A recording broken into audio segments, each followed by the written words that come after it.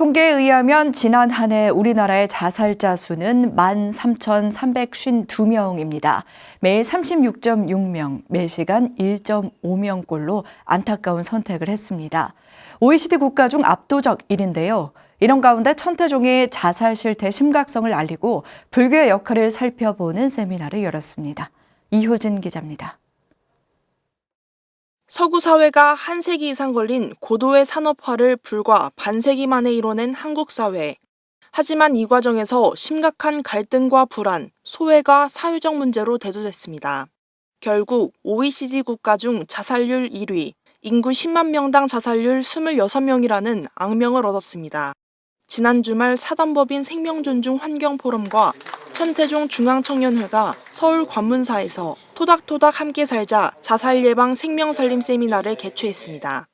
동체 대비라고 하는 그러한 취지의 말씀을 우리가 어떻게 사회적 구현해야 되고 중생제도를 어떻게 함께 동행을 해야 할 것인가. 부처께서 말씀하신 대승보살도 수행에 불교가 보는 자살 지향의 근거를 주제로 발표한 나누며 하나 되기 정책실장 문법 스님은 경전에 나온 자살 사례들을 소개했습니다. 경전에 따르면 부처님은 수행 단계에 있거나 육신에 대한 미련을 못 버린 채 자살을 선택한 사람들을 크게 꾸짖었습니다. 나와 남이 둘이 아니라는 자타불의 사상에 따라 스스로를 죽이는 건 타인을 죽이는 것과 같기 때문입니다. 바로 불살생계를 어기는 것입니다. 문법 스님은 자살로 고통을 소멸시키려는 생각은 옳지 않다고 강조합니다. 자살은 근본적인 고통을 없애지 못할 뿐더러 과거의 업을 되물림하게 된다는 겁니다.